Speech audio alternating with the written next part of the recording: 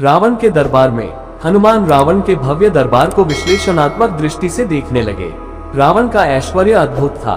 वे सोचने लगे, अद्भुत रूप और आश्चर्यजनक तेज का स्वामी, राजोचित लक्षणों से युक्त में यदि प्रबल अधर्म न होता तो यह राक्षस राज इंद्र सहित संपूर्ण देवलोक का संरक्षक हो सकता था। इसके लोकनिंदित क्रूरतापूर्ण निष्ठुर कर्मों के कारण देवताओं और दानवों सहित संपूर्ण लोक इससे भयभीत रहते हैं।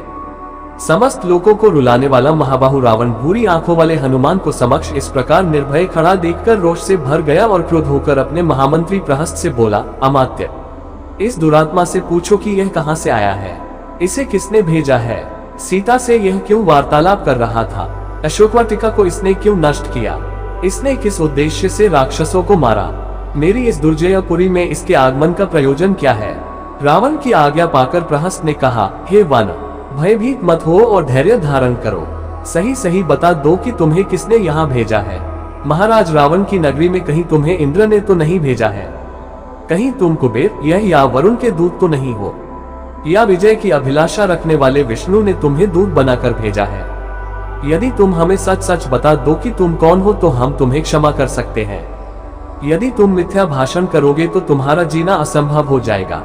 प्रहस्त के इस प्रकार पूछने पर पवन पुत्र हनुमान ने निर्भय होकर राक्षसों के स्वामी रावण से कहा, हे राक्षस राज, मैं इंद्र, यम, वरुण या कुबेर का दूत नहीं हूँ, न ही मुझे विष्णु ने यहाँ भेजा है। मैं राक्षस राज रावण से मिलने के उद्देश्य से यहाँ आया हूँ और इसी उद्देश्य के लिए मैंने अशोकवाटिका को नष्ट किया है।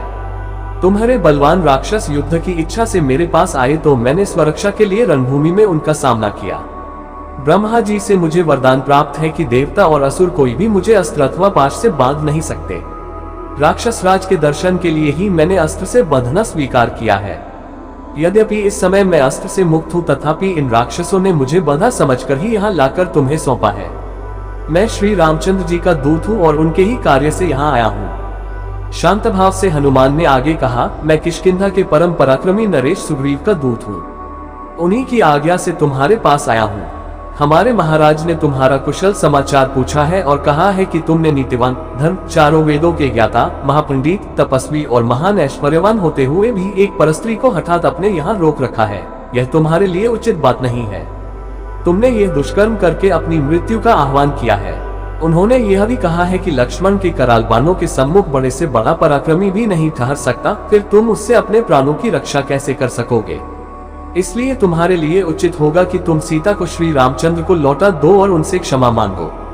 यदि तुम ऐसा नहीं करोगे तो तुम्हारा अंत भी वही होगा जो खर, दूषण और वाली का हुआ है। हनुमान के ये नीतियुक्त वचन सुनकर रावण का सर्वांग क्रोध से जल उठा। उसने अपने सेवकों को आज्ञा दी, इस वानर का वध कर डालो।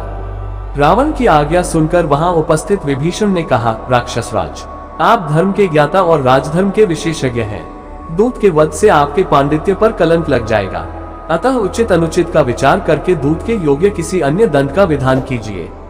विभीषण के वचन सुनकर रावण ने कहा, शत्रुसूदन, पापियों का वध करने में पाप नहीं है। इस वानर ने वाटिका का विध्वंस तथा राक्षसों का वध करके पाप किया है, अतः मैं अवश्य ही इसका वध करूंगा। रावण के वचन सुनकर उसके भाई विभीषण ने विनीत स्वर में कहा, हे लंकापति, जब यह वानर स्वयं को दूत बताता है तो नीति तथा धर्म के अनुसार इसका वध करना अनुचित होगा, क्योंकि दूत दूसरों का दिया हुआ संदेश सुनाता है। वह जो कुछ कहता है वह उसकी अपनी बात नहीं होती, इसलिए वह अवध्य होता है। विभीषण की बात पर विचार करने के पश्चात रावण ने कहा, तुम्हारा यह कथन सत्य है कि दूत अवध्य होता है, परंतु इसने अशोकवाटिका का विध्वंस किया है, इसलिए इसे दंड मिलना चाहिए। वानरों को अपनी पूंछ बहुत प्यारी होती है, अतः मैं आज्ञा देता हूँ कि इसकी पूंछ रुई और तेल लगाकर जला दी जाए, ताकि इसे बिना पूंछ का देखकर लोग इसकी हंसी उड़ाएं और यह जीवन भर अपने कर्मों पर पछताता रहे। रावण की आज्ञा पाते ही राक्षसों ने हनुमान की पूंछ को रुई और पुराने कपड़ों से लपेटकर उस पर बहुत सा तेल डालकर आग लगा दी। अपने पूंछ को जलते देख हनुमान को बहुत क्रोध आया। सबसे पहले तो उन्होंने रुई लपेटने और आग लगाने वाले राक्षसों को जलती पूंछ से मार मार कर पृथ्वी पर सुला दिया। वे जलते चीखते चिल्लाते वहां से अपने प्राण लेकर भागे। कुछ राक्षस उनका अपमान करने के लिए उन्हें बाजारों में घुमाने के लिए ले चले। उस दृश्य को देखने के लिए बाजारों में राक्षसों की और घरों के छज्जों तथा खिड़कियों पर स्त्रियों की भीड़ जमा हो गई। मूर्ख राक्षस उन्हें अपमानित करने के लिए उन पर कंकड़ पत्थर फेंकने तथा अपशब्द कहने लगे। इस अपमान से क्रुद्ध होकर स्वाभिमानी पवनसुत एक ही झटके से सारे बंधनों को तोड़कर नगर के ऊंचे फाटक पर चढ़ गए और लोहे का एक बड़ा सा चक्का उठाकर अपमान करने वाले राक्षसों पर टूट पड़े। इससे चारों ओर भगदड़ मच गई।